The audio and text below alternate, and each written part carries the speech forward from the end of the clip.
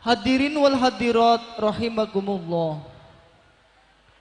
Tibalah saatnya pada acara yang kita tunggu-tunggu, pada haflah at-tasyakur lil ikhtitam Pondok Pesantren Salaf An-Nur yang ke-13 dan Haul Al-Maghfurlah Kyai Haji Muhsin yang ke-21, yaitu uraian hikmah mau'izatul hasanah, yang mana dalam hal ini akan kami mohonkan kepada Al-Mukarram Profesor Dr. Kyai Haji Said Aqil Siraj MA selaku Mustasyar PBNU.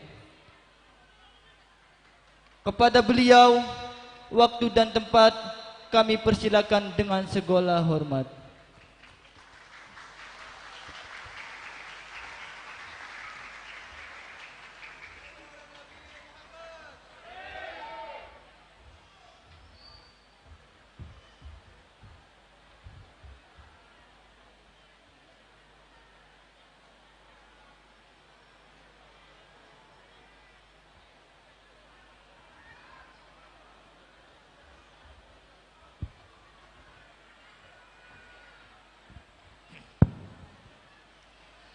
Assalamualaikum warahmatullahi wabarakatuh.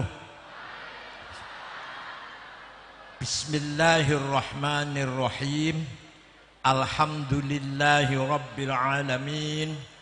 Wassalatu wassalamu ala sayyidina wa maulana wa syafi'ina wa habibina Muhammad afdhalil anbiya'i wa khatamil mursalin wa ala alihi wa sahbihi wa man tabi'ahu bi ihsan min yaumina hadha ila yaumil ba'thi wad din. Ashabal fadilah, hadratul ulama wal masyayikh wal asatidh wal mursyidin, ashabal ma'ahid, ashabat ruqis sufiyah, ashabal madaris, ashab majlis ta'lim, akhil aziz, habibi wa rahimi Kyai Haji Farid Muhsin hafizahullah wa yar'ah min kulli su'in wa bala wa mihnatin wa mihnah wa fitnatin wa mihnah. Dan Al-Mukarram Kyai Haji Zuhri, para ulama yang hadir, keluarga besar Al-Maghfurlah Kyai Haji Muhsin, Ketua Cabang NU Indramayu Ustadz Mustafa dengan rombongan. Kalau saya udah Ketua Ranting Ciganjur. Para tokoh masyarakat, para pejabat pemerintah, ada Kompol Ustadz Nyoman. Mudah-mudahan panjang umur sehat walafiat. Ada Pak Camat, ada ya? Bapak Camat, oh, Pak Kapolsek, Pak Dan Ramil, azzakumullah bi'izzih wa akramakum bikaramih. Mudah-mudahan mendapatkan penghormatan dari Allah semuanya. Akhil aziz yang saya kenal, sahabat saya satu kelas, Kyai Siddiq Gedung Wungu, Kyai Akhyar Serengseng, ini satu kelas di Lirboyo ini. Mudah-mudahan semuanya fi hifdzillah. Bapak Ibu sekalian yang saya hormati, alhamdulillah, walaupun tadinya saya ragu-ragu untuk datang ke sini, tapi saya diyakinkan oleh surat Pak Kapolres dan Pak Kapolsek bahwa saya dijamin keamanannya. Masya Allah, luar biasa.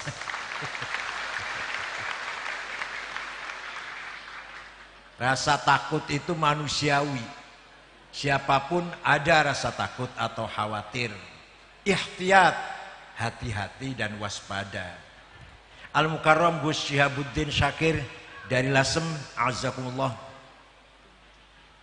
Nah, tapi setelah saya nyampe ke sini, ternyata Kiai Farid masih segar bugar, masih tegar, masih percaya diri, tidak terpengaruh sedikit pun oleh musibah yang beliau terima.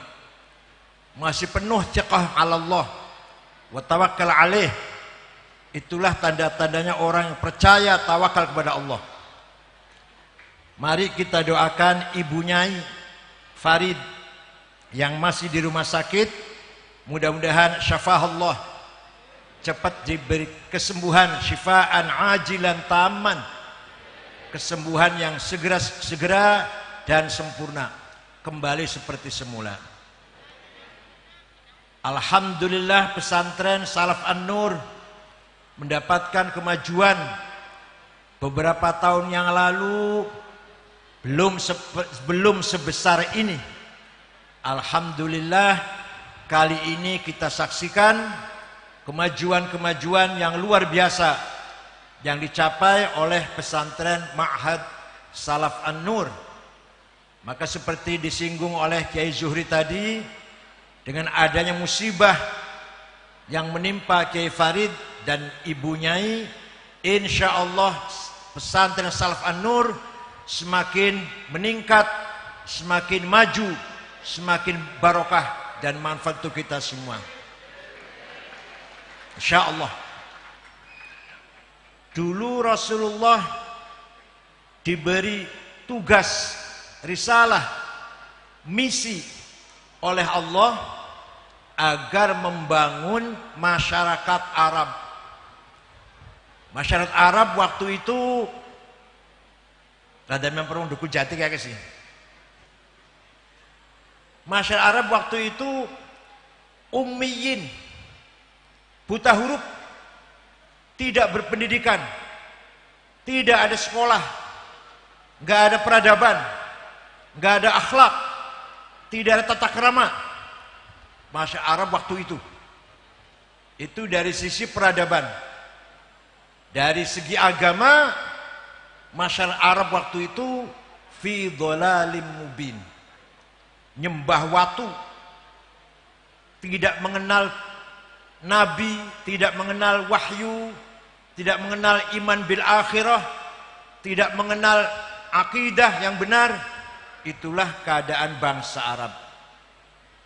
Kalau Yahudi Kristen punya kitab suci, Hindu Buddha punya kitab suci. Kalau orang Arab waktu itu tidak mengenal kitab suci, tidak mengenal apa itu nabi, apa itu wahyu, sama sekali tidak mengenal.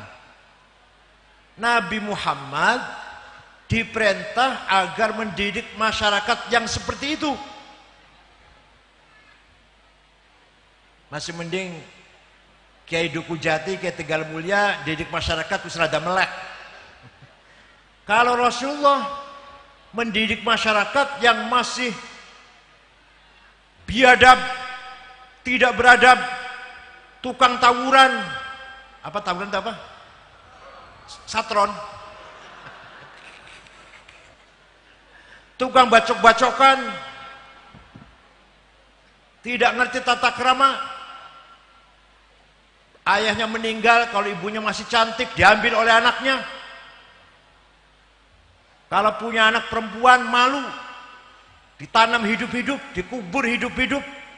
Karena percuma anak perempuan tidak bisa membantu cari kehidupan.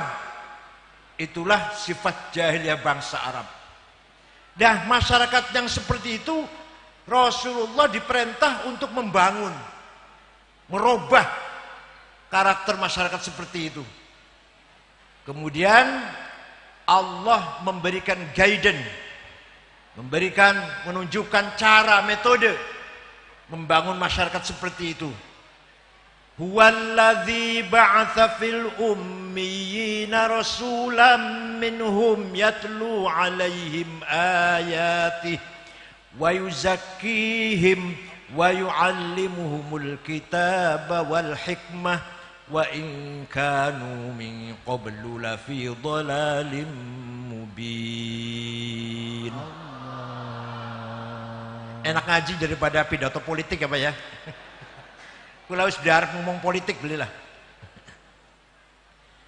Huwallazi ba'atsa fil ummiyina rasula. Allah mengutus rasul, utusan yang membawa misi membangun masyarakat yang ummiyin, buta huruf jahiliyah.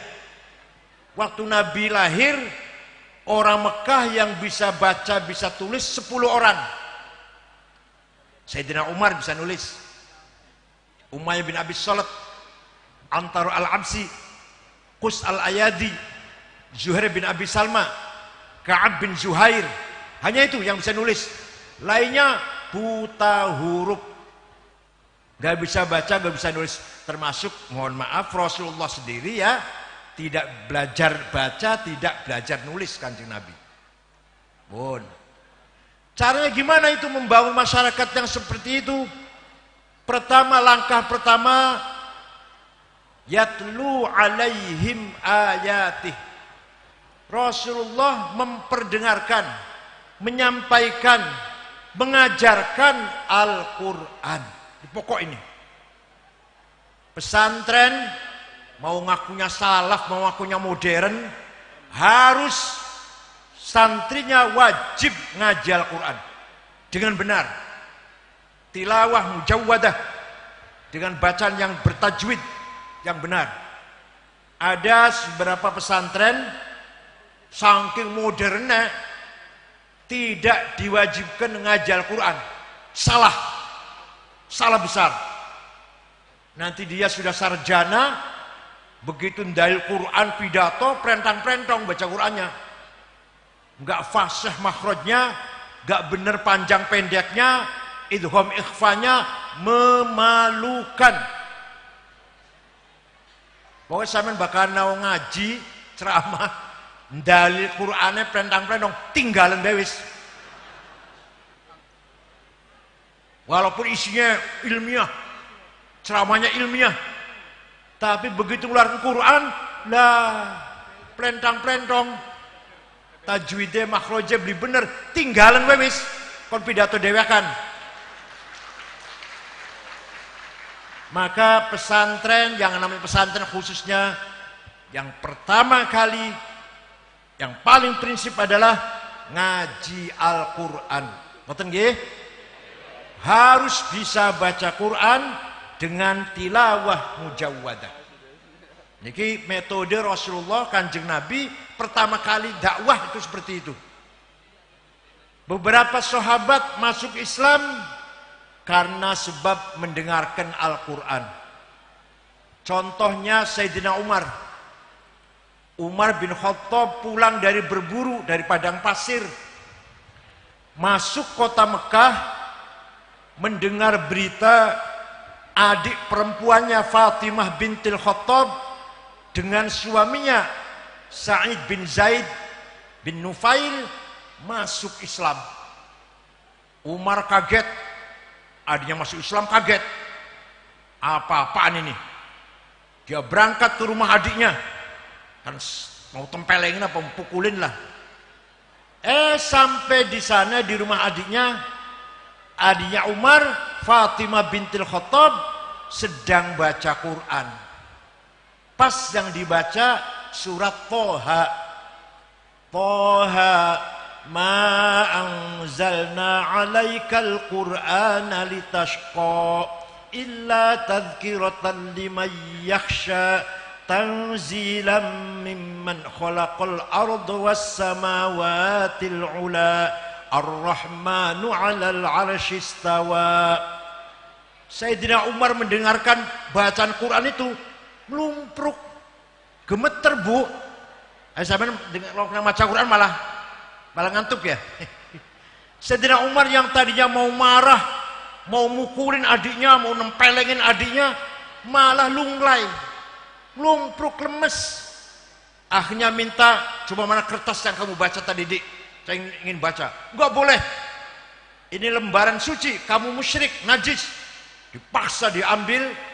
Sayyidina Umar membaca sendiri. Toha, sambil gemetar bacanya. Toha ma anzalna alaikal Qur'ana litashqa. Tidak sekali-kali aku turunkan Al-Quran untuk membuat kamu cilaka. Illa tadhkiratan liman yakhsha. Akan tapi Al-Quran memberikan petunjuk bagi siapa yang takut kepada Allah. Tanzilam mimman khalaqal arda was samawatil ula. Diturunkan dari Tuhan yang menciptakan bumi dan langit. Ar-Rahman, yang maha kasih sayang, alal arsy istawa, yang menguasai arasy. Sayyidina Umar setelah baca itu, dia tanya, aina Muhammad? Di Muhammad sekin. Di mana Muhammad? Di sana, di rumahnya Zaid bin Abil Arqam.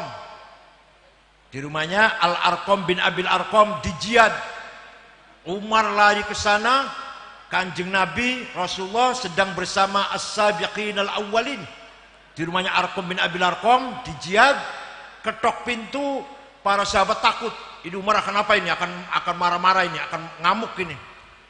Rasulullah mengatakan, iftah lahul bab. Bukalah pintu untuk dia. Pintu dibuka, Umar masuk, langsung membaca syahadatain. Masuk berkah mendengarkan baca Al-Qur'an. Banyak sekali contohnya orang mendengarkan baca Al-Quran mendapatkan hidayah. Satu. Yang kedua, Al-Quran itu dihafal gampang, padahal tidak ngerti maknanya. Katanya ini ada anak yang khatam bil ghaib satu ya. Mudah-mudahan ini bibit satu, nanti insya Allah ratusan nanti. Al-Quran itu dihafal gampang. Satu halaman seperempat jam hafal. Padahal nggak ngerti artinya. Coba bayangkan, kalau saya atau sampean suruh ngapalin satu lembar bahasa Cina, tidak ngerti artinya, sebulan hafal apa enggak tahu saya. Saya sendiri juga nggak bisa itu. Misalkan suruh ngapal tulisan bahasa Cina, bahasa Jepang, bahasa Korea, bahasa Rusia, yang saya nggak ngerti artinya, suruh ngapal sebulan belum tentu hafal. Tapi Al-Quran, anak kecil nggak ngerti artinya, satu halaman saya jamin 15 menit hafal. Kalau anak kecil masih cerdas masih, buat tua sih, bukan kakek pikiran. Bocah nggak ngerti artinya, ngapal Quran satu halaman 15 menit hafal. Dulu saya waktu menghafalkan juga sama, cepat. Belum ngerti artinya waktu itu. Waktu saya hafal Yasin, hafal Tabarok, hafal Waqiah, hafal As-Sajdah, kula dereng ngerti artinya dereng. Tapi us hafal. Itu kelebihannya Al-Qur'an. Yang ketiga, Al-Qur'an sejak diturunkan sampai sekarang 15 abad, 1500 tahun sudah, 1500 tahun tidak berubah, la yazidu wa la yanqus lan khirafa fih. Tidak bertambah huruf, tidak berkurang satu huruf, apalagi satu huruf titik saja nggak ada yang berubah. Kenapa? Ayo, kenapa Al-Quran itu orsinil sejak zaman Nabi sampai sekarang? Karena dijaga oleh para hufadz. Sepanjang masa, setiap generasi, jutaan orang hafal Quran. Itulah mereka lah yang menjaga Quran. Sehingga kalau ada penerbit salah, cetakannya kan salah, kurang huruf, tak kurang titik, tak kelebihan, pasti ketahuan. Itu keajaiban Al-Quran. Inna nahnu nazzalna dzikra wa inna lahu lahafidhun. Saya turunkan Al-Quran dan saya jaga orisinilitasnya. Monggo, bukan saya menghina. Silakan tanya pada kitab suci agama lain. Betul, cuma si orisinil sejak zaman nabinya, apa kira-kira ada perubahan? Silakan tanya. Kalau Al-Quran 15 abad yang lalu tidak pernah ada perubahan karena dijaga oleh para penghafal Quran. Bukan hanya yang baca, tapi yang hufaz ala dhahril qalb, yang bil ghaib, yang menghafal Quran, itulah penjaga orisinilitas Quran yang hafal Quran itu. bukan percetakan, bukan penerbit, bukan. Bapak sekalian, dalam Burda dikatakan, qarrat biha ainu qariha faqultu lahu laqad dhafirta bihablillahi fa'tasimi in tatluha khifatan min harri nari ladha atfa'ta nara ladha min wardiha syabimi ka'annaha al-hawdu tabiyaddul wujuhu bihi minal usati wa qad ja'uhu kal humami wa kasirati wa kal mizani ma'dilatan fal qistu min ghairiha fin nasi lam yaqumi. Ini sifat Al-Quran antara lain. Raddat balaghatuha da'wa mu'aridiha raddal ghayuri yadal jani'anil hurami. Dan seterusnya banyak sekali pujian-pujian dalam Al-Quran. Walhasil barang siapa baca Al-Quran, itu artinya atfa'tana roladho. Wong lagi maca Quran berarti lagi mateni geni neraka ladho. Jadi barang siapa yang rajin baca Quran, insya Allah selamat dari azab neraka. Sudah nggak doyan, nerakanya nggak doyan pada yang rajin baca Al-Quran, nggak doyan nerakanya. Tutup pintunya, padam, apinya padam dengan kita baca Al-Quran.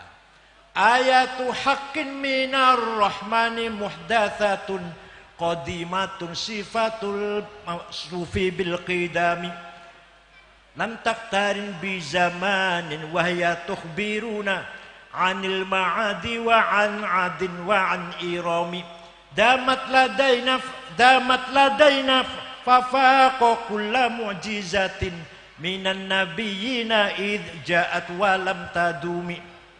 Quran itu bahkan deleng citakane deleng Qurane hadis anyar.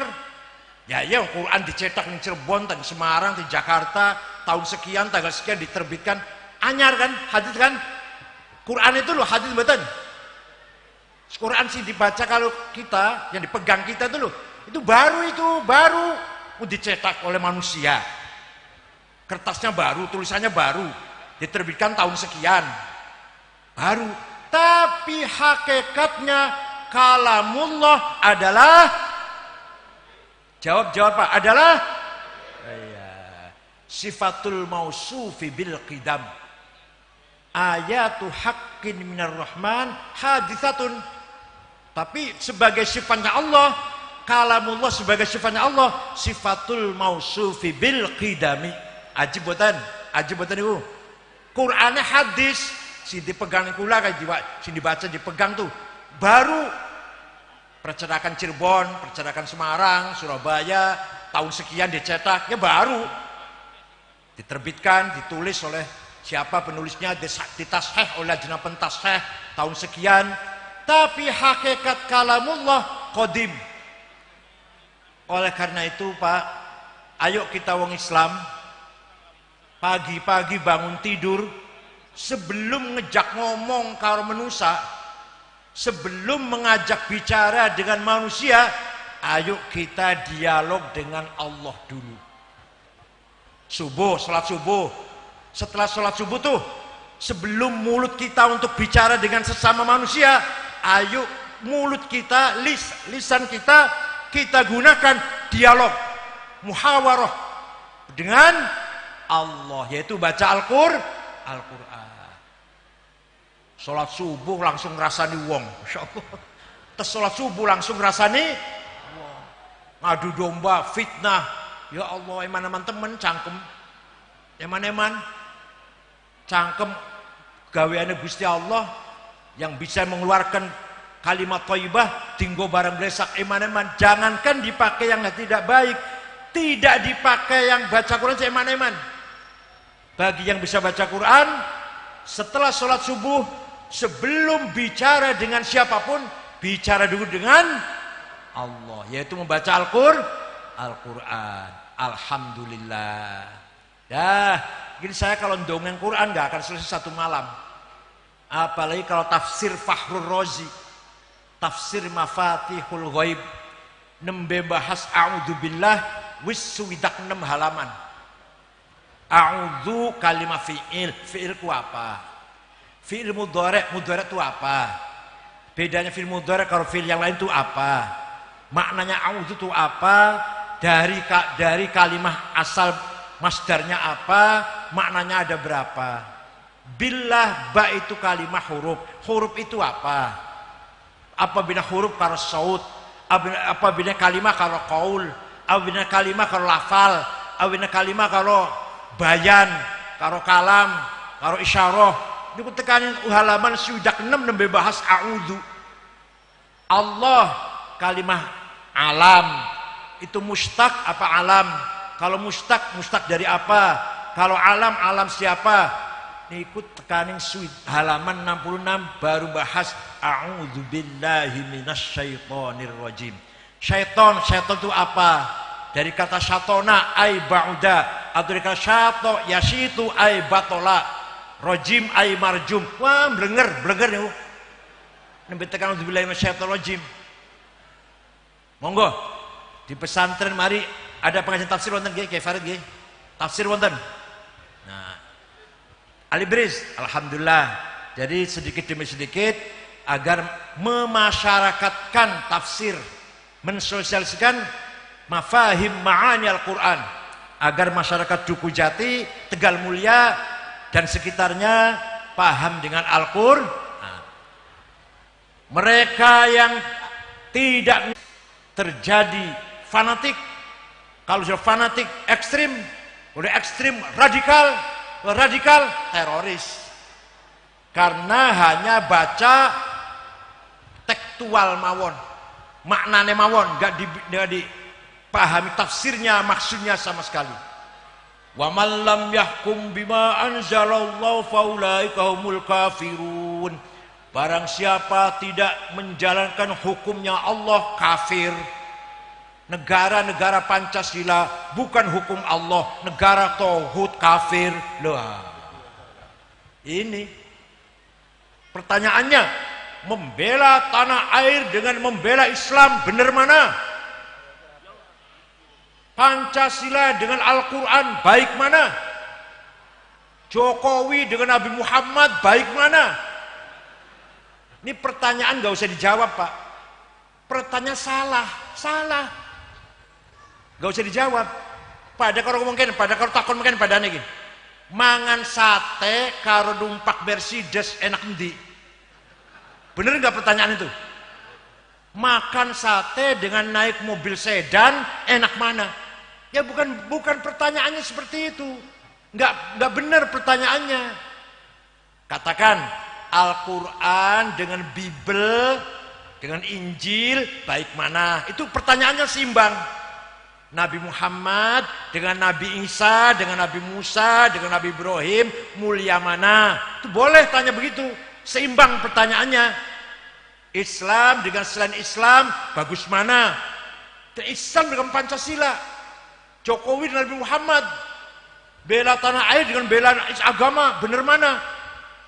Ya Allah, bela tanah air itu dalam rangka menjalankan perintah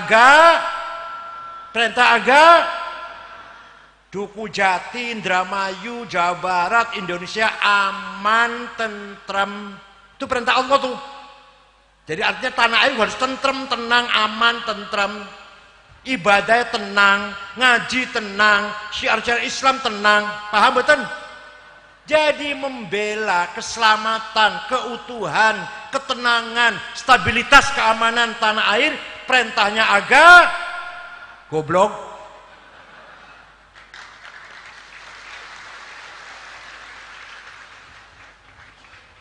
Silahkan di negara kita Pancasila ini, wong Islam, orang Islam mau sholat sehari semalam sampai benjut silahkan. Mau baca Quran terus gak berhenti monggo. Mau puasa terus gak buka-buka silahkan. Mau haji tiap tahun, mau umroh tiap bulan, mau sodako, mau bangun masjid, ada kesulitan gak? Ada dilarang nggak? Kita tinggal di negara bukan negara Islam. Pancasila dasar kita, bukan negara Islam. Tapi kita umat Islam diberi kebebasan sebebas-bebasnya menjalankan perintah bangun pesantren, bangun masjid, bangun madrasah. Ada gangguan? Maca Quran, maulid Nabi, marhaban, bengi Jum'ah lah, zikiran. Ada gangguan? Ya ada gangguan dari Sakruddin itu. Bukan dari pemerintah, bukan. Coba, mari kita jaga ketenangan kehidupan masyarakat ini. Di bawah naungan Pancasila kita tenang. Yang Kristen silahkan mengamalkan agamanya, yang Hindu silahkan, yang Buddha silahkan, Konghucu silahkan, Katolik silahkan. Kita orang Islam pun diberi kebebasan sebebas-bebasnya. Azan sebanter-banternya.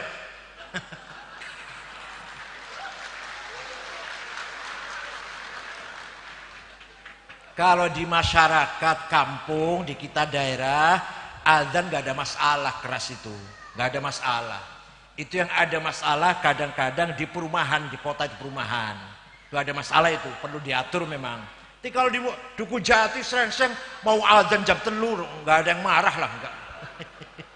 Mau wiridan sampai jam 11 malam pakai stoa, silahkan saja.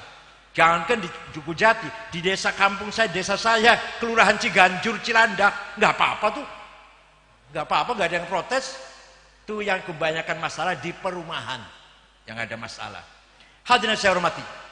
Jadi sekali lagi, membela negara, mempertahankan Indonesia, mensejahterakan masyarakat, membangun ketenangan, normal, keadaan normal, tenang di negara Indonesia ini, perintah agama Islam. Karena dengan negara tenang, kita mengamalkan Islam dengan tenang.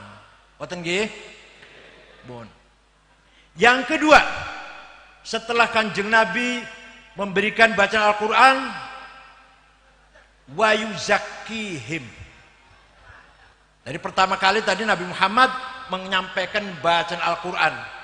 Yang kedua, wa yuzakkihim, membangun karakter.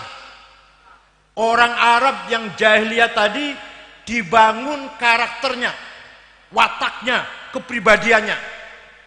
Ini manusia itu punya hawa nafsu. Punya apa?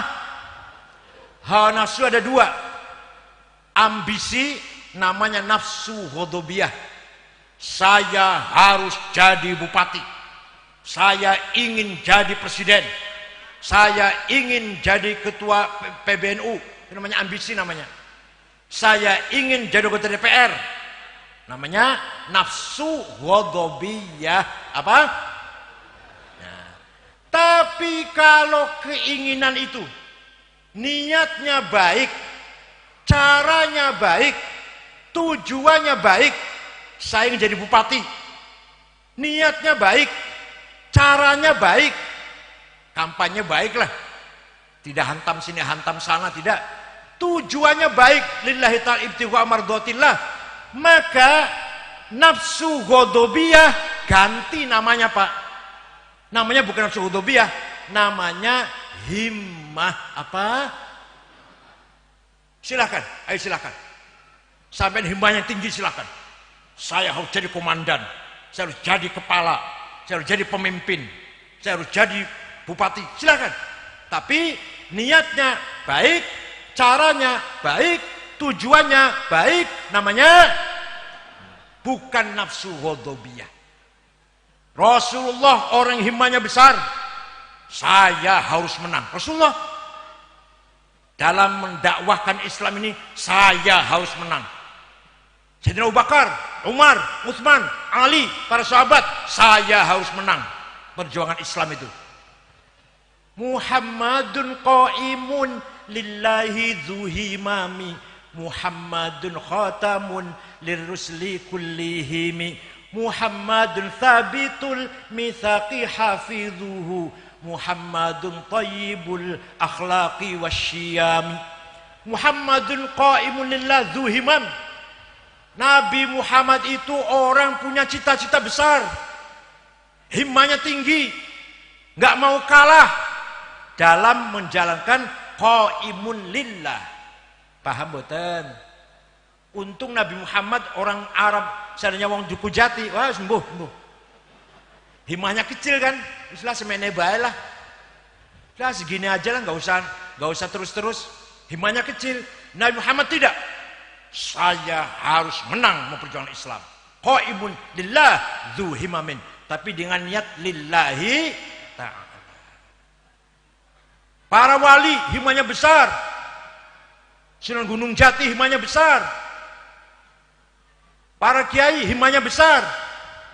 Mari kita yang muda-muda, terutama yang muda, kalau yang tua sih sebentar lagi lah, kalau yang tua ini. Yang muda-muda ini harus dibangun himmah yang besar. Itu namanya karakter namanya.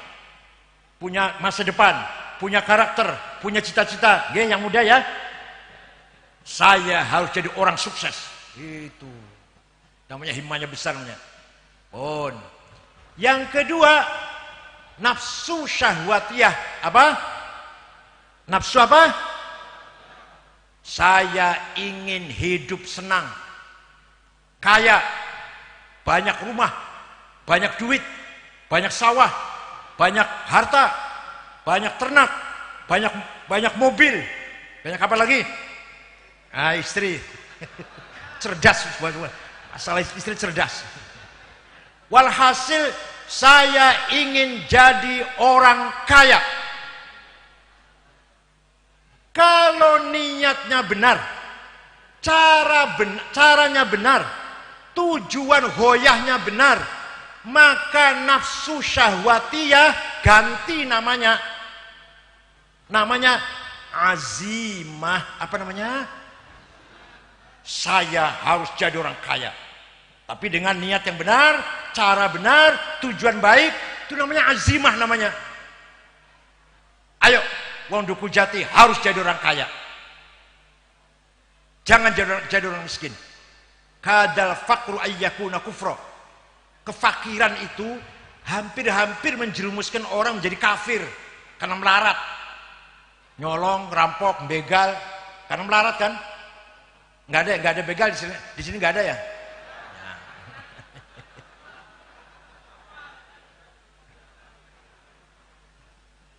Sahabat memang macam-macam.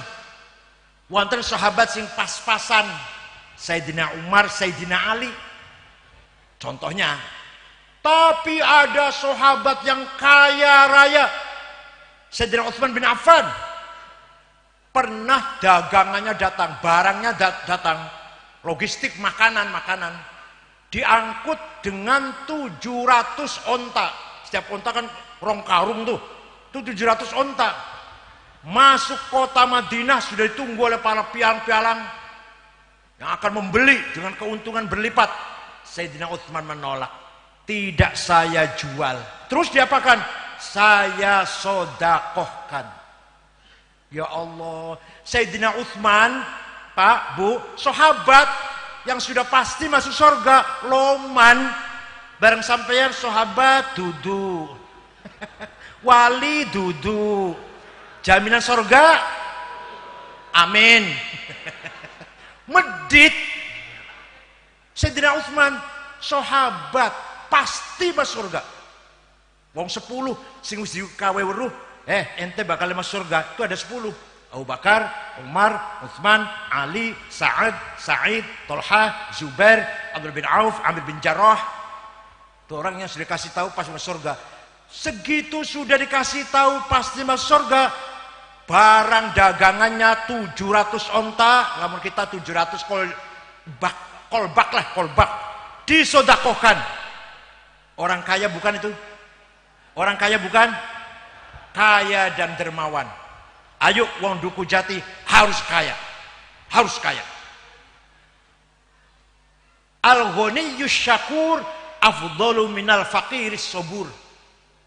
Orang kaya dermawan. Mulia mana dengan orang miskin sabar. Ada dua orang nih, sama-sama muridnya Kiai Farid, ya zikiran, sama-sama bertakwa, sama-sama baik orangnya, orang soleh. Satu kaya, satu miskin. Yang kaya dermawan, yang miskin sabar, gak pernah gerutu, gak pernah ngeresula. Bagus mana? Bagus yang kaya. Algon, bagus yang miskin, salah itu. Bangun pesantren pakai uang, rumah sakit pakai uang, anaknya mondok pakai uang, bangun madrasah pakai uang, haji rukun Islam yang kelima pakai. Artinya kita harus kaya. Sholat kudu nute orat, harus punya sarung yang bersih minimal 7, baju 7, celana dalam 7, kopiah 7, kaos dalam 7, supaya suci kan. Kalau cuma satu kan najis nanti. Paham betul? Sholat supaya khusyuk, masjidnya yang bagus, yang bersih, baunya harum, dengan uang. Jadi uang penting tidak? NU harus dengan uang, pesantren dengan butuh uang. Oleh karena itu orang kaya yang dermawan lebih mulia, lebih utama daripada orang miskin yang sabar.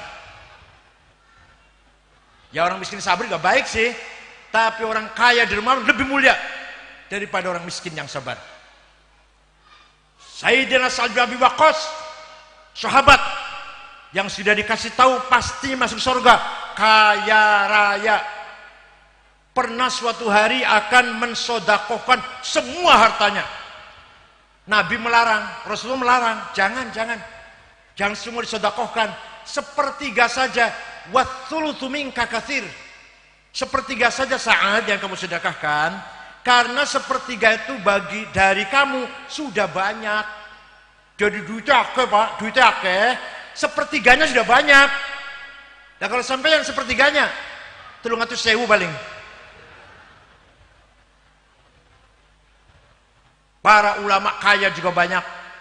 Syekh Abdul Qadir Al-Jailani, Sultanul Aulia, Sultanul Arifin, orang Baghdad Pak, orang Baghdad Irak. Suatu ketika ziarah ke Mesir, ziarah ke kuburannya Imam Syafi'i di Fustat, Kairo, daerah Fustat namanya, Kairo. Udah ziarah, sampai Qadir Jailani ziarah ke kuburan Syafi'i, melihat masyarakat sekitar kuburan Imam Syafi'i miskin-miskin. Segera Syekh Abdul Qadir Jailani membeli tanah 10 hektar diwakafkan untuk orang penduduk sekitar Masjid Imam Syafi'i. Sampai saniki, sampai sekian nih masih ada tulisan besar Auqaf Syekh Abdul Qadir Al-Jailani. Jadi Syekh Abdul Qadir Jailani itu waliullah sugih loman. Sampean melarat dudu wali medit, ya Allah. Bu apa bagus siapa lu? Syekh Abdul Hasan Asy-Syadzili. Nah, singgara tarekat Syadziliyah, Kiai Farid yang Syadziliyah. Orang kaya. Pakaiannya mewah. Tiap hari ganti pakaiannya, baunya harum. Bajunya terbikin dari wol dormil, semeter 12 juta. Baju dalamnya Hermes, sorbannya Kashmir, sepatunya juga Hermes atau Pierre Cardin, pulpennya Montblanc 12 juta, kacamata Cartier 15 juta. Wah, minyak wanginya Jo Malone, Bon Naim, sing 5 juta sebotol kah?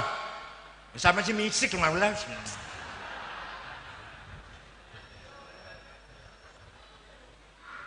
Ikat pinggangnya juga Hermes.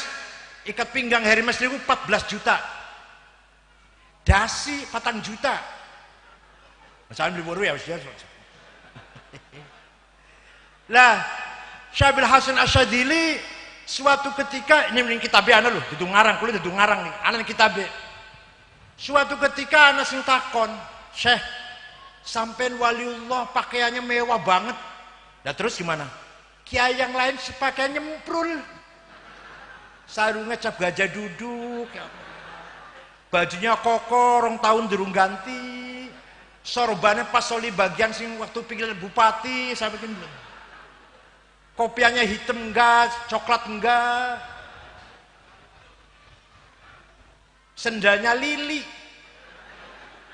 minyaknya Misik, tas itu yang paling bagus Pak, namanya Gucci atau Pierre Cardin, itu ada yang 5 juta, ada 10 juta tas itu, minimal Delsi Ecolak itu 2 juta itu.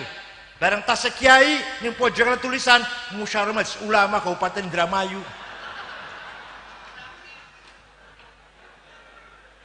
Nah, jawab Syekh Abdul Hasan Asyadzili, nak libasi yaqul ayyuhan nas ana ghani fala tarhamuni.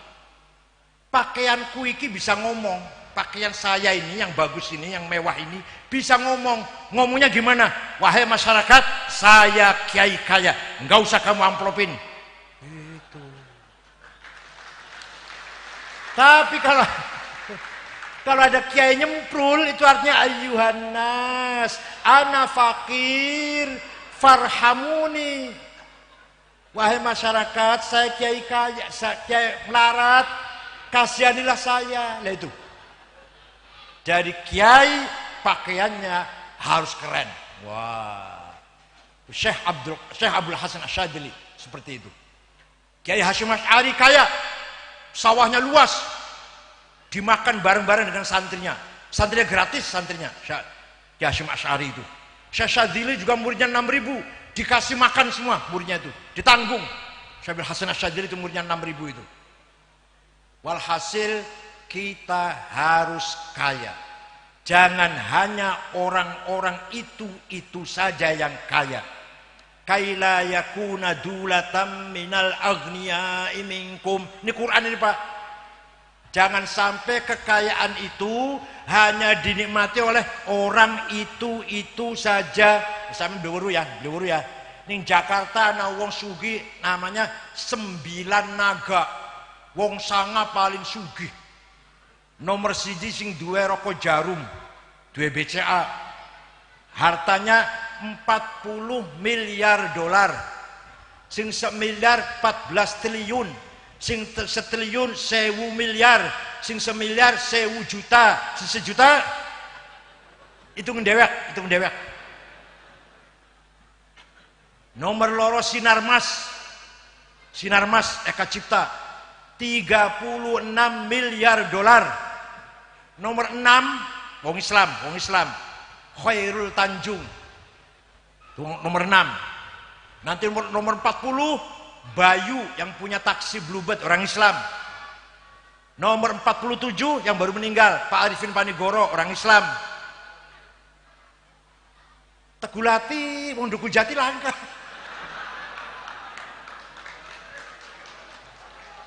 Langka ya Allah. Padahal kita hidup di atas tanah yang subur. Apa saja ada. Tambang banyak. Batu bara sekarang lagi puncaknya harga. $240 1 ton batu bara. Nikel, belum nikel. Boksit, belum emas. Minyak, gas, semua ada di Indonesia ini. Tapi yang heran, dan petani sawit nomor 1 di dunia. Tapi minyak goreng priben ya, kayak priben ya. Ini Menteri Perdagangan yang nggak becus ini. Menteri Perdagangan yang salah manajemen. Nomor 1 di dunia yang nandur sawit Indonesia. Tapi minyak goreng nggak ada. Seharusnya minyak goreng malah gratis seharusnya. Minyak harga naik, gas naik, kedelai. Kalau kedelai impor memang, ini naik pantas lah. Impor kedelai bikin tempe tahu impor dari luar negeri, bukan dari dalam negeri. Kedelai dalam negeri belum baik kalau dibikin tempe tahu, nggak mekar. Jadi harus impor kedelai Amerika. Memang itu naiknya pantas lah kedelai lah. Ini kisah beli pantas minyak goreng, di pantas belas.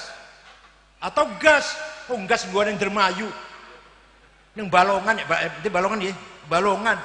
Malah kita dinaikkan harga gas ini. Belum daging, naik lagi sekarang.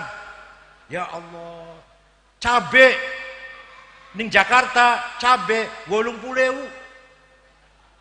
Bawang merah 35. Telur 80.000 ndok sekilo. Buat ning gedung Duku Jatim bukan murah ya Bu. Itu di Jakarta. Ya Allah. Kenapa masih banyak orang miskin? Kenapa masih banyak orang sengsara? Karena tidak ada pemerataan. Apa? Sing sugi wong kun-kun bewis, semono sugi wong kun-kun, sing liyane di keduman. Ini namanya tidak ada pemerataan. Quran memerintahkan agar hasil bumi Indonesia dirasakan oleh semua masyarakat Indonesia. Quran mengatakan kaila yakuna dulatan bainal aghna minkum. Undang-undang dasar 45 undang negara pasal 33 juga mengatakan demikian. Kekayaan Indonesia untuk masyarakat Indonesia. Paham betul? Itu harus diperjuangkan oleh DPR itu. Kalau saya bukan anggota DPR. Coba dalam Fathul Mu'in dikatakan, faslun fil jihadi wa huwa fardu kifayatin marratan fi kulli am wa anwa'uhu arba'atun itsbatu wujudillah wa iqamatu syari'atillah wal qitalu fi sabilillah wa daf'u darari ma'sumin musliman kana aw ghaira muslim bil it'ami wal iksa'i wal iskani wa tamanid dawa'i wa ujratit tamrid. Fathul Mu'in ini Pak, Fathul Mu'in. Apa artinya? Jihad itu hukumnya fardu kifayah, minimal 1 tahun harus dilaksanakan. Nomor 1, ngejak orang beriman kepada Allah. Nomor 2, melaksanakan ibadah syariat Allah, perintah syariat Allah. Nomor 3, bila perlu, bila kepaksa, angkat senjata membela kebenaran. Nomor 4, kisah penting. Nomor 4 penting. Wadaf'u darari ma'sumin musliman kana aw ghairu muslim. Memberi perlindungan kepada warga masyarakat yang baik-baik, bukan masyarakat penjahat, bukan masyarakat yang jahat, yang baik-baik harus diberi perlindungan, muslim atau non muslim wajib mendapat perlindungan. Bil it'ami, semua harus cukup pangan. Jadi kalau ada warga Duku Jati Tegal Mulia mati karena tidak makan, dosa semua kita ini. Nomor 1 bupati, nomor 2 ketua DPR, nomor 3 Kapolres, nomor 4 Dandim, nomor 14 ketua NU.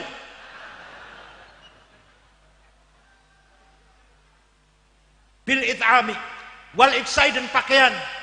Warga masyarakat Duku Jati harus punya pakaian semua, jangan ada yang telanjang. Cukup pangan dan perpakaian. Wal iskani, dan tempat tinggal, rumah harus punya semua. Jangan sampai ada orang nggak punya rumah. Ini jihad dalam kitab Fathul Mu'in. Bukan perang, jadi bukan ngebom, bukan. Membangun masyarakat yang cukup sandan, pangan, papan, sehat, wa ujur tamrid. Itulah jihad fisabilillah. Menurut kitab Fathul. Jadi walhasil yang saya sampaikan ini, mari masyarakat Islam harus kaya. Harus apa? Harus kaya. Yang saya ini contoh, bukan berarti saya benci non muslim, bukan. Di Ciganjur ada orang lagi butuh duit jual tanah. Semuanya kira-kira harganya 80 miliar. Tuh berapa meter ya, lupa saya. Ditawarkan ke saya nggak punya duit 80 miliar. Akhirnya yang membeli non muslim. Bukan saya benci, bukan ya, itu artinya apa? Artinya memang kita belum mampu menyaingi mereka. Kita harus siap bersaing dengan mereka. Paham betul? Wa yu'allimuhumul kitaba wal hikmah. Kanjeng Nabi setelah memberikan Al-Quran, membacakan Al-Quran, membangun semangat hidup, himmah dan azimah, maka Kanjeng Nabi mengajarkan ilmu pengetahuan. Jadi kesimpulannya tadi apa tadi? Jangan lupa ya, kita punya cita-cita yang tinggi namanya himmah. Kita harus kaya namanya azimah. Apa namanya? ala qadri ahlil azmi ta'til azaimu wa ta'ti ala qadril kiramil makarimu fatakburu fi ainis saghiri sigharuha wa tasgharu fi ainil azimil azaimu. Dengan azimah insyaallah kita bisa jadi orang sukses. Artinya syair itu begitulah kesimpulannya. Nah, setelah membangun karakter watak bangsa Arab dengan himmah dan azimah, kemudian baru menyampaikan ilmu pengetahuan. Ulama era globalisasi al-mali atau bil mihan wal fitan wal inhilal wal inhiraf wal fujur wal fusuk wal kufur. Era sekarang ini zaman saniki niki, zaman medsos kayak oke juri kan nonton nang HP mau gak? Ini zaman yang penuh dengan fitnah. Yang ulama dianggap tidak ulama, yang berulama dianggap ulama. Orang tahu ngaji dengan demo loh, kan ini tahu-tahu ulama ceramah kemana-mana, baru tobat 3 bulan. Artis penyanyi tobat 3 bulan hijrah, langsung ceramah, langsung bid'ah, musyrik, kafir. Ya Allah, ini pribadi. Gak gampang menjadi ulama itu, gak gampang. Paham tafsir, paham hadis, usul fikih, ya fikih pisan, ilmu kalam, tarikhul Islam, tajwid, mustalah hadis, itu baru kiai itu. Kalau nggak paham itu jangan coba-coba ngaku dirinya kiai atau ulama. Pendidikannya sangat morat-marit di depan kita. Dengan akibat medsos, YouTube, Google, memang faedah kebaikannya banyak Google itu. Tapi fitnahnya juga besar.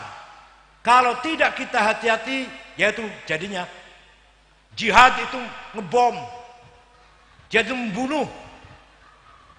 Akibat baca YouTube itu, medsos, yang namanya jihad membunuh, mati syahid.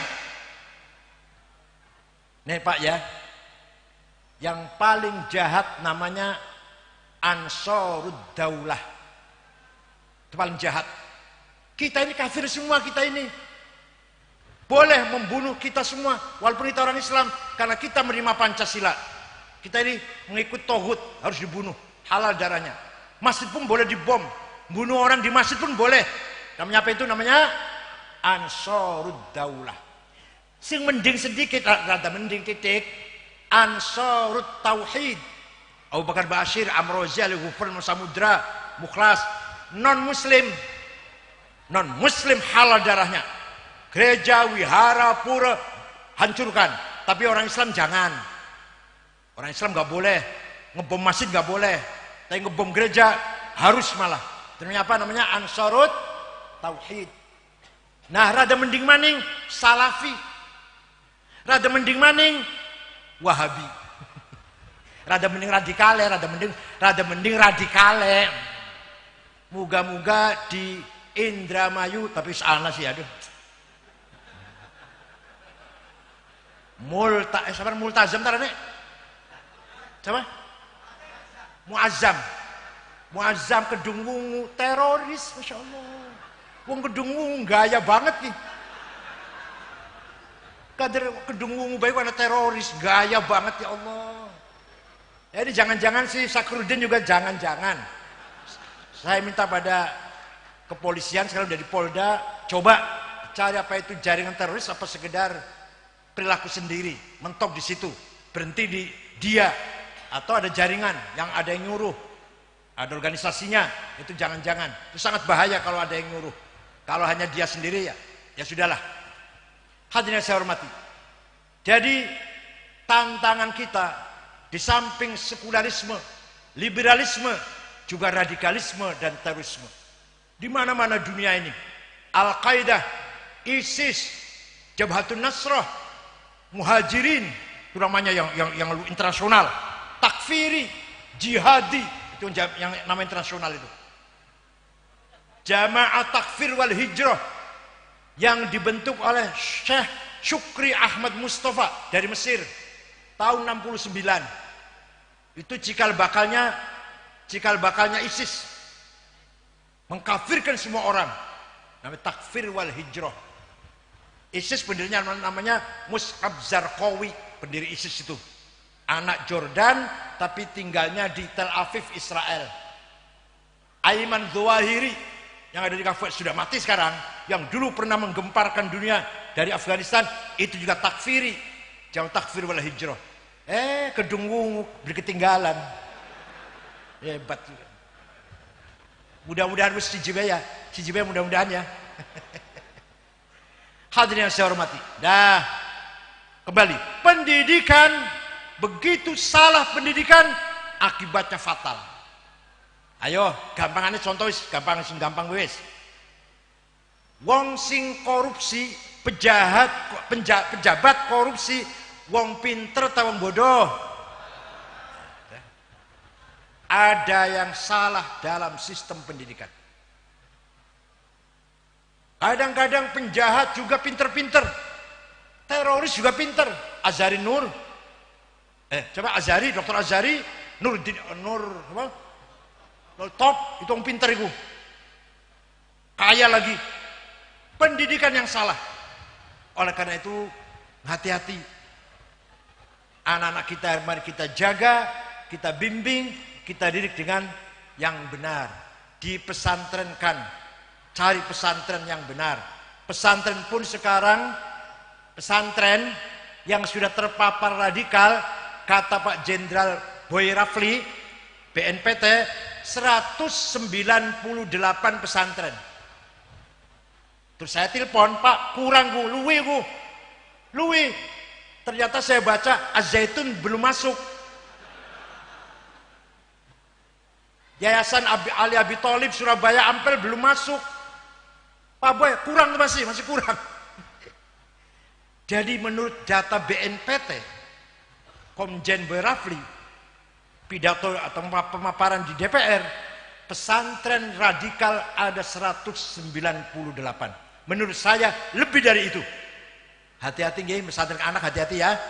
Sing jelas-jelas beres, jelas-jelas lah pesantren anak sing jelas bebas, kempek, babakan, buntet, gedongan, lamun rada ngetan ya Tegarejo, Lasem, Lirboyo, sing jelas-jelas lah.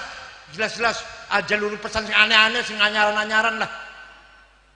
Sing jelas-jelas pun gimana manfaat nggih. Arjawinangun, mangga wis jelas-jelas warisannya ulama-ulama kibar, izam, aulia, ulama-ulama besar, Kiai Syatori, Kiai Abbas, Kiai Amin Babakan Cuaringin, Kiai Harun Kempek, Kiai Said Gedongan, wis jelas keulamaannya.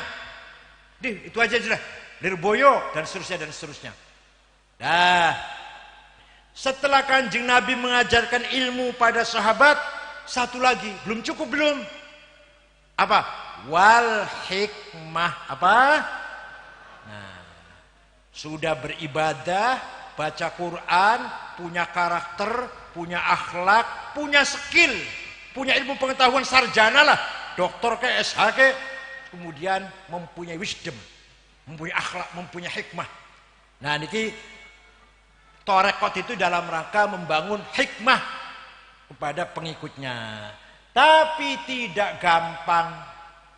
Hikmah itu ada nurun mubashir, anzalullah ala qalbi man yasha, yaqdhifuhu Allah ala qalbi man yasha. Cahaya Allah yang langsung diberikan kepada hati manusia, itu namanya hikmah namanya. Paham betul? Jadi hati ini rada abot ngaji lagi. Hati itu kayak wadah, setiap hari mendapatkan khawatir, bisikan. Anak papat khawatir ilahiyah, pasti isinya hidayah warasyad. Khawatir malakutiyah, isinya ilmu. Khawatir bisikan dari malaikat, ilmu. Bisikan dari Allah, hidayah. Bisikan dari malaikat, ilmu. Khawatir syaitoniyah, bisikan yang bui siapa ku? Yuwaswisu fi sudu rinnas, menggoda, menggelitik, mengganggu. Yang paling jahat khawatir nafsaniyah, bisikan hawa nafsu. Ayo aja kalah, kok kenapa kalah, aja kalah, lawan, ayo itu dorongan hawa nafsu itu. Kenapa kan kena berhasil, isun dong sebenarnya berhasil. Kenapa kan sing sukses, isun dong. Kenapa anaknya tangga sing lulus, anak isun dong sing lulus. Kenapa kan jadi DPR, isun dong sing DPR sebenarnya. Ini namanya bisikan hawa nafsu, khawatir nafsanya. Dosa apa dosa iki? Ini jare wong ngaji ihya niki. Dosae luwih gede tenimbang dosa lahir. Contoh. Tapi ini aja digampangkan ya, ini contoh nih. Aja digampangkan ya. Wong zina terus-terusan mboten. Zina terus masa? Mboten kan? Wong minum arak, minum terus. Beli mandeg-mandeg. Taman anak mandege. Mata ini wong terus. Masa terus-terusan anak mandege. Toli anak getune. Wong lakoni yang mata ini wong zina ada penyesalan, ngerasa salah. Tapi wong hasud, takabur, fitnah, adawah, baghdha, suudzon, tujub, sum'ah, riya, anak mandege beli. Ning pasar hasud, di masjid hasud, madrasah hasud, di rumah hasud, di latar hasud, di majlis taklim hasud, ya takabur. Tapi coba, ini lagi berkaitan gini, anak beli mau selingin marak, betul nonton kan? Ini lagi judi, anak beli, langka, tapi mau hasud anak beli. Ini lagi nengkene gini, anak beli mau hasud anak beli, langka. Takabur, hasud, suudzon anak beli, wong lagi suudzon. Hiqad, dendam, adawah, permusuhan, baghdha, kebencian, takabur, sombong. Anak beli lagi ngaji nih, anak beli. Nah itu. Oleh karena itu menurut ahli hakikat, menurut ulama muhakkikin, dosa wong takabur, hasud, hiqad, adawa, baghdha luwih gede tenimbang dosa wong zina, mateni wong nginum marak. Kenapa? Karena zina nginum marak apa? Tobatnya gampang, ngerasa salah. Tapi bakal hasud, ngerasa salah bener. Isum bener kan yang salah. Paham boten? Tapi bukan berarti saya meremehkan dosa zina lu ya, enggak ini jare ulama khawas. Ini pengajian wis dhuwur gini. Pengajian wis dhuwur. Jadi mari kita masih sakit, Pak. Lagi setengah tidur lah. Di kamar tuh ada orang 5. Saya, Pak Muhammad Iskandar, Pak Saifullah Yusuf, Pak Wisnu, dulu pengusaha, ketua Golkar Jawa Tengah lah. Yang kelima Pak Cakrawardaya, mantan Menteri Koperasi almarhum. Ya 5 orang ini kita bisik-bisik ngobrol pelan-pelan, nungguin Gus Dur. Tiba-tiba Gus Dur duduk, tiba-tiba jagong. Mengko aku jadi presiden. Nanti saya jadi presiden. Kita orang 5 ini kaget ini. Gus Dur udah konslet ini. Ternyata bukti mboten. Dari mana itu? Dari mana itu? Dari Allah. Sampai kenang bola. Gus Dur mboten kelihatan kan, mboten melihat. Gus Dur kan buta nggak lihat, hanya mendengarkan bola. Prancis karo Spanyol baru mulai main. Nanti 1-0 Prancis menang. Betul 1-0 Prancis menang. Hanya mendengarkan. Walhasil itulah hikmah. Sayyidina Umar suatu ketika dapat surat dari gubernur Mesir Amr bin As. Isinya surat begini. Wahai Khalifah Amir Mukminin, Sungai Nil di Mesir itu satu-satunya sungai di benua Afrika ini. Hanya satu sungai di seluruh Afrika itu. Sungai Nil di Mesir dulu kalau pas surut airnya, asad surut, berarti minta tumbal. Tumbalnya perempuan gadis cantik, dipakai perhiasan lengkap, dibuang. Nanti airnya datang dia hanyut. Minta tumbal, jaluk wadal, jaluk bahasanya wadal lah ya. Nah sekarang bagaimana? Sekarang lagi surut, bagaimana sikap kita? Sayyidina Umar ambil kertas, ambil pulpen. Bismillahirrahmanirrahim. Wahai sungai Nil. Kali disurati. Sungai disurati. Wahai sungai Nil. Ini wonten sejarah wonten, bukan karangan kula mboten. Kalau kamu mengalirkan air lillahi ta'ala, mengalirlah. Tapi kalau kamu mengalirkan air karena ingin tumbal perempuan cantik, nggak usah ngalir, kami tidak butuh kamu. Kami nggak butuh airmu, nggak usah ngalir kalau kamu ingin tumbal. Nih dibawa ke Mesir ya, dibuang ke sungai sana ya, dibawa ke Mesir, dilempar surut. Datang air tidak pernah surut sampai sekarang. Itu karomahnya Sayyidina Umar itu. Itu namanya orang ahli hikmah. Moga-moga semuanya ahli jamaah tarekat Syadziliyah tahta irsyad isyraf Kiai Farid, mudah-mudahan semuanya min ahli hikmah. Insyaallah semuanya min ahli khair. Semuanya orang baik-baik, bukan hanya mendapatkan ilmu tapi juga mendapatkan hikmah. Cekap semanten mawon, muga-muga wonten faedahipun. Terakhir kesimpulannya apa yang saya katakan, kesimpulannya ya, bahwa agama Islam itu agama yang membangun peradaban, membangun kemajuan, membangun akhlak, membangun ketertiban, membangun kita kesadaran kita ini bermasyarakat. Itu agama Islam tuh. Bukan hanya perintah sholat, puasa, zakat, bukan hanya itu. Itu ya pasti sholat ya, pasti sholat ya, haji, umroh, baca Quran. Tapi juga membangun ketertiban masyarakat, memerintahkan Islam itu agar masyarakat tertib undang-undang, saling menghormati, saling akur rukun, saling menyupport, saling mendukung untuk kebaikan. Agama Islam berarti membawa peradaban namanya, membawa kebudayaan, akhlak yang mulia. Bocah nom hormat karo wong tua, santri hormat pada kiai, rakyat hormat pada penguasa. Semuanya itu adalah merupakan kebudayaan namanya, budaya. Mari kita jadikan masyarakat Indramayu, Tegal Mulia masyarakat yang berperadaban dan berbudaya, mutsaqqaf dan mutahaddir dalam bahasa Arabnya. Insya Allah ajangin sing-sinaken anak wong bacok kiai ngisin-sinaken ya Allah. Se-Indonesia krungu kabeh manjing berita muazzam krungu kabeh wong Tegal kedungkungan teroris ngisin-sinaken ajang ngisin-ngisin. Masya Allah, Tegal Mulia karo kedungkungan terkenalnya kayak kuwen. Lamun terkenal juara baca kitab se-Indonesia, juara pidato bahasa Arab, juara pidato bahasa Inggris, juara badminton, juara apalah, juara masak aja, juara menjahit. Bangga saya.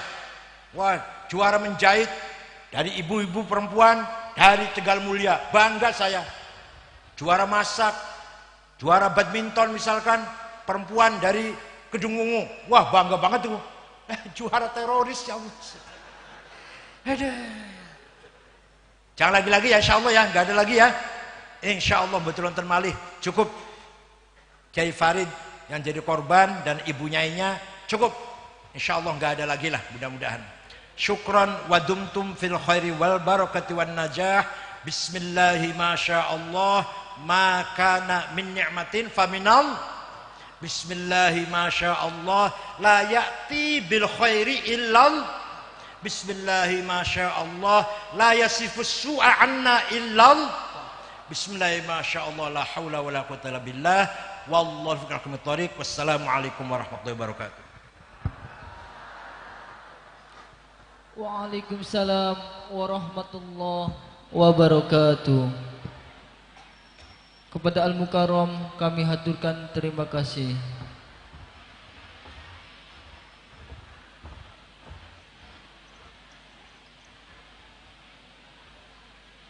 Kami mohon kepada hadirin wal hadirat agar tidak bersalaman dengan Al-Mukarram. Terima kasih.